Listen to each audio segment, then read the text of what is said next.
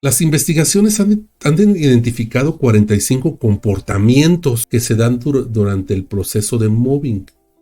Básicamente son 5 las categorías en las que se agrupan estos comportamientos.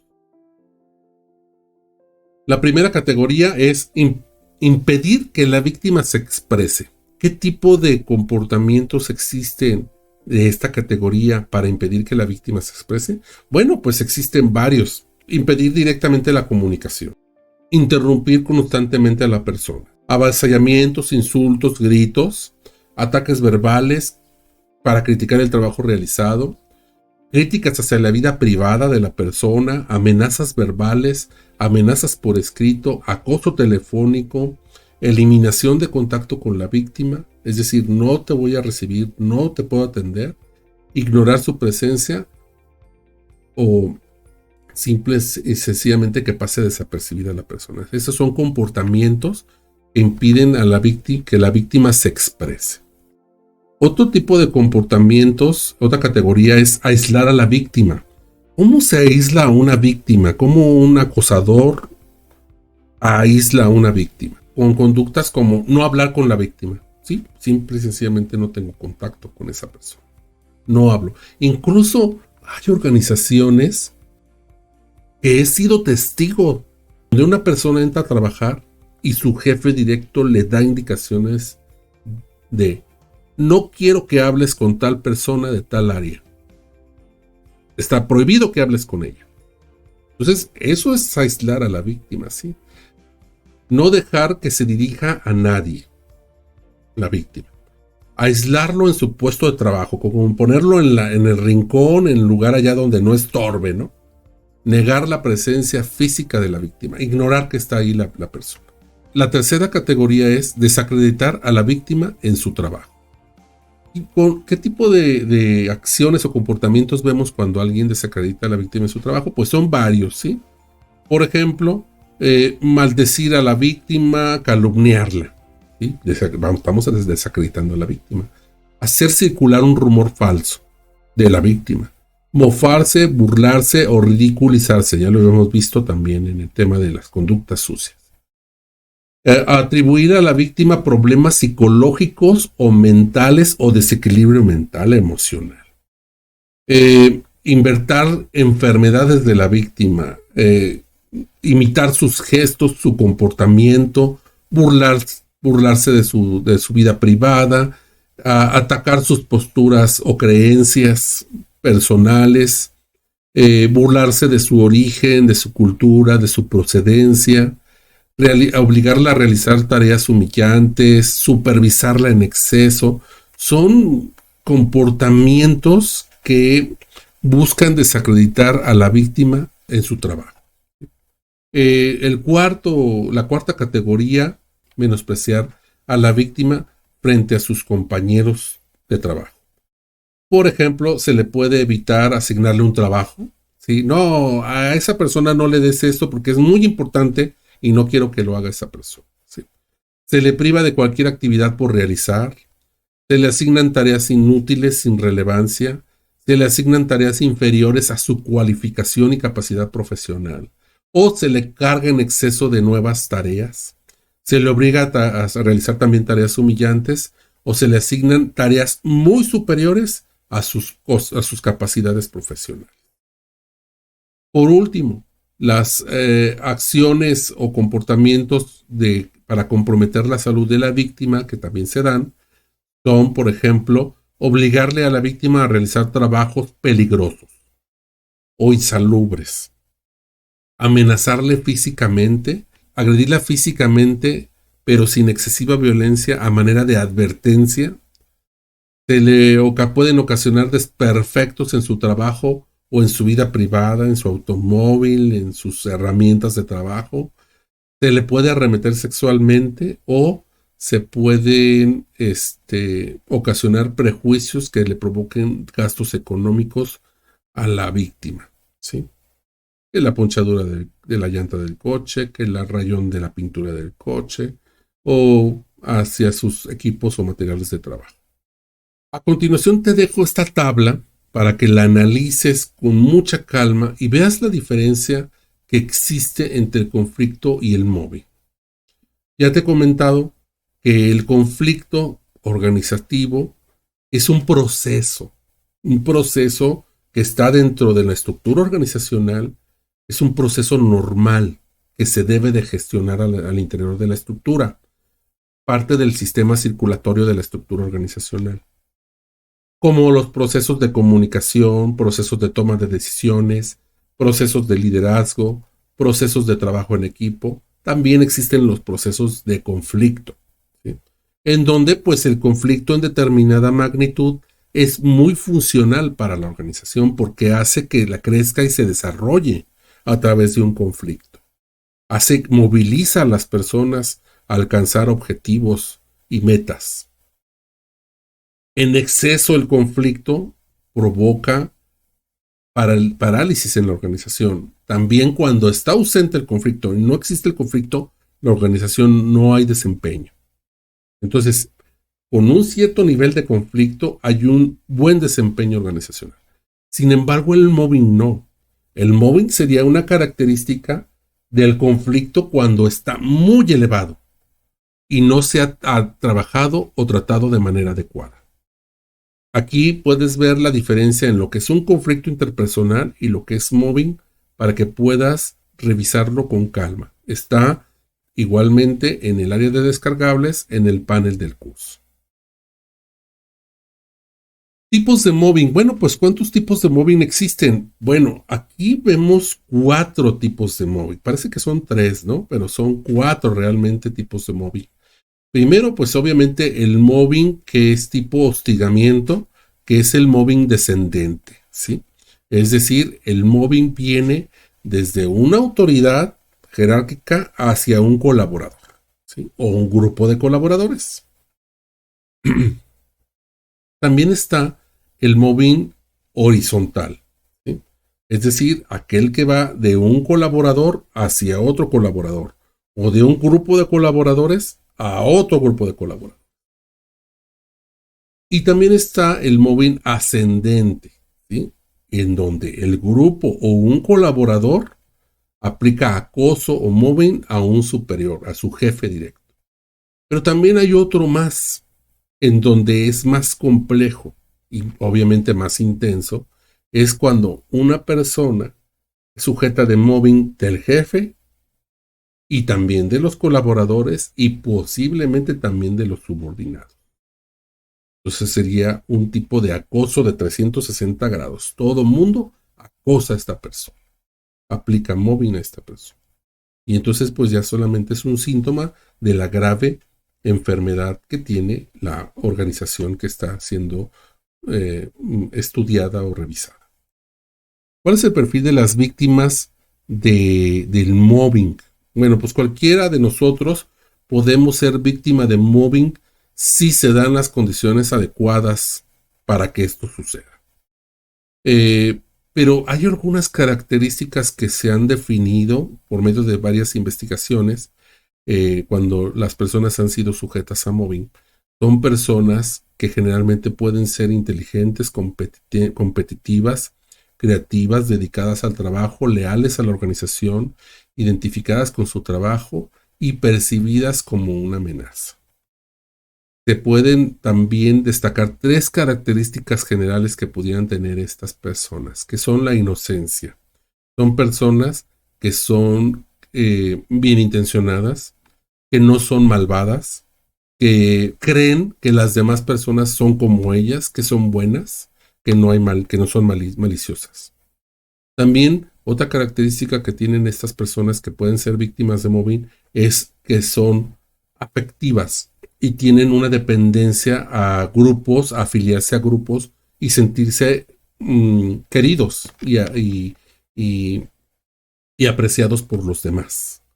Esta dependencia afectiva puede llamar la atención de un acosador para que la comience a acosar a esta víctima. Y también son personas que son auténticas, que buscan su realización personal, su crecimiento, su desarrollo como seres humanos funcionales en este trabajo, en esta organización. Son personas que buscan este crecimiento y aspiran a ser mejores personas. Estas tres características, más aparte su carisma, su competitividad, su lealtad, sus valores, pueden provocar la envidia del acosador. ¿Cuáles son las características de los acosadores? Ya habíamos visto un perfil general. Y aquí es donde, híjole, pues también nos hace un poquito complicado el tema cuando hay denuncias de acoso, de mobbing o de acoso de violencia, porque el acosador obviamente va a negar las cosas por sus características. ¿Cuáles son sus características? Mentirosos. Van a tender a decir, no es cierto, me están calumniando, ¿sí? También son personas que pueden ser muy carismáticas, muy encantadores, muy líderes, con una falsa apariencia de seguridad personal, muy controladores o controlados, críticos, pero también irritables, pero muy buenos actores, ¿sí? Saben disimular muy bien sus emociones. Pueden ser incluso líderes convencidos, pero también vengativos, violentos, irritables, agresivos e incapaces de asumir culpas. El rasgo psicopático. Personas también que pueden estar resentidas, frustradas, que son envidiosas, celosas o egoístas, con uno u otro de estos rasgos en mayor o menor medida. También son personas que están necesitadas de una admiración, reconocimiento y protagonismo. Cuando no lo encuentran de manera efectiva en una organización, pues utilizan el mobbing para ser protagonistas y para ser admirados por un grupo, ¿sí? También son personas que quizás quieran figurar, ascender o aparentar, aun cuando simplemente solamente quieren hacer daño a la víctima o a anular a la persona, disminuirla. Esto hace, dado estas características del acosador, que te vas a enfrentar con una persona que va a negar que esté haciendo el acoso, que te va a mentir y que pues no te va a decir la verdad, ¿sí? Hay un tercer actor que son los cómplices. El acosador, como busca reconocimiento de los demás, hace su acoso frente a un grupo al que lo catalogamos como cómplices. Son personas que observan y que se van a quedar en silencio, incluso que van a apoyar al acosador. Los movimientos de acoso que el acosador realiza sobre su víctima, generalmente lo va a hacer en frente de sus cómplices o para que sus cómplices se enteren y buscar su aplauso, su aprobación de los cómplices. Las personas que son los cómplices, bueno, simple y sencillamente van a guardar silencio. Esto está contemplado en el protocolo, pero de manera formal, más adelante lo vamos a ver cómo vamos a tratar a los testigos, a los cómplices. Una cosa es un testigo de acoso y otra cosa es un cómplice. Porque si yo en una cuestión de atender un caso de violencia laboral le hablo como testigo a un cómplice, este va a ayudar al acosador, ¿sí? Por lo tanto, debo de entrevistar a un universo de personas de manera muy imparcial, ¿sí? Tener mucho cuidado con esto de los cómplices.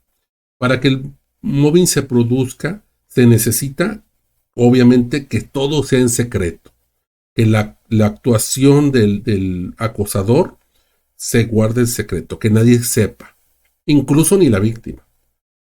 También que los mismos cómplices culpen a la víctima del por qué se le acosa. Pues es que tú también, porque eres tan tonto y te dejas, tú tienes la culpa, por eso te acosan, porque tú tienes la culpa. Y que estos testigos cómplices no digan nada. No digan nada. Se requiere, y así, bueno, pues se configura el mobbing. Las organizaciones, ¿cómo son las organizaciones donde se genera el mobbing, donde se genera el acoso o la violencia? Bueno, son organizaciones desorganizadas, pobre organización en el trabajo, hay mala gestión en los conflictos, No se gestionan adecuadamente los conflictos. No hay habilidades para la gestión de conflictos. Esto ya lo he repetido varias veces.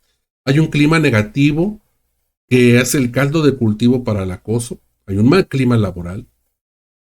Hay un estilo de supervisión y control organizativo muy inadecuado, basado en el abuso de poder, con falta de habilidades para solución y pacificación y manejo de conflictos.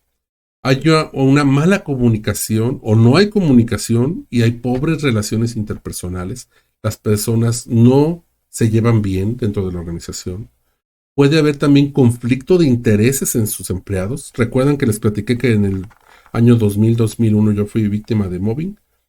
Era por un conflicto de intereses entre un grupo y su servidor. Había un conflicto ahí de un recurso de económico que ellos manejaban y cuando se los retiro, se los quito, pues viene la reacción completamente de puro mobbing, precisamente porque no les convenía. O sea, hay conflictos de intereses. Hay un alto grado de estrés también, la organización está muy estresada, donde hay mucho estrés, pues las emociones están a flor de piel y pueden ocasionar violencia.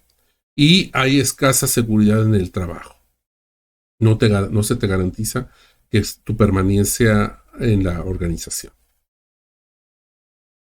Bien, bueno, hasta aquí hemos terminado el tema del acoso, que es el mobbing.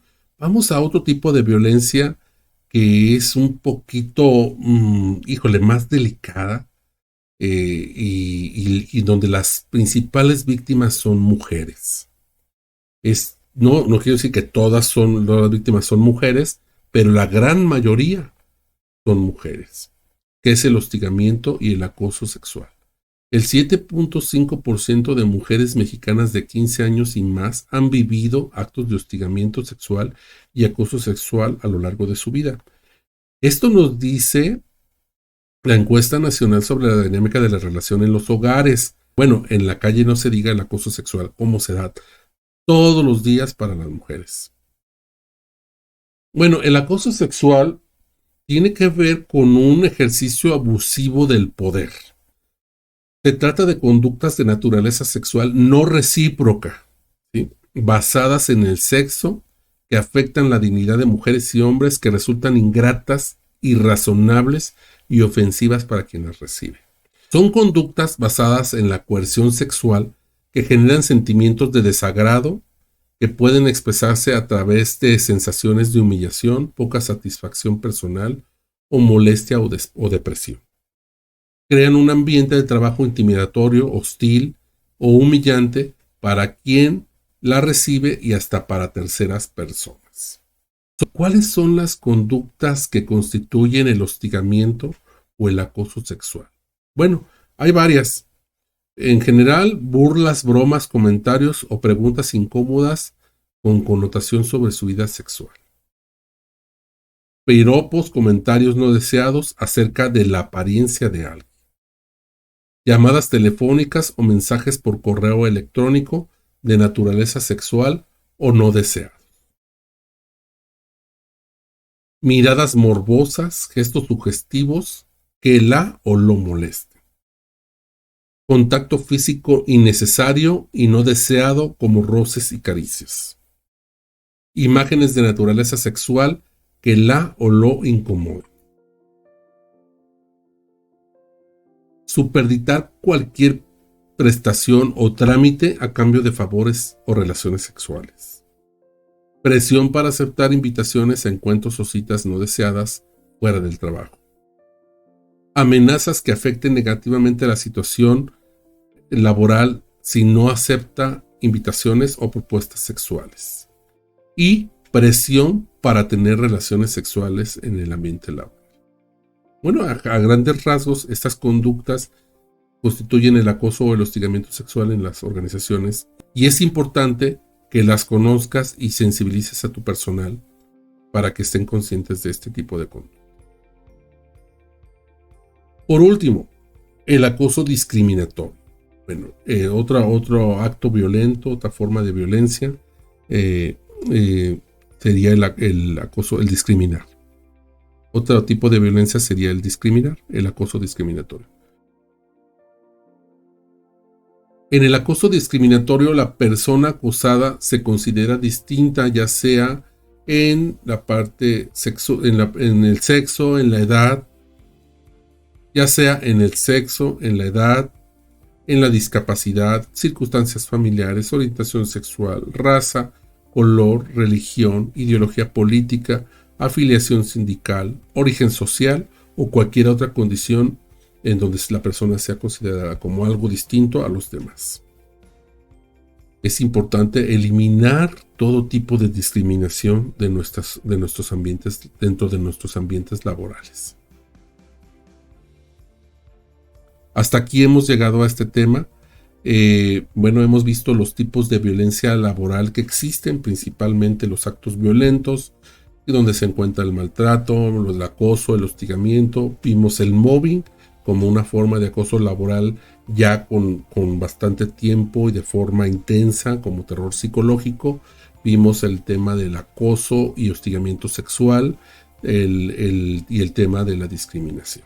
También estuvimos revisando las características de las víctimas, las características de los acosadores y las características de las organizaciones donde se dan este tipo de conductas violentas.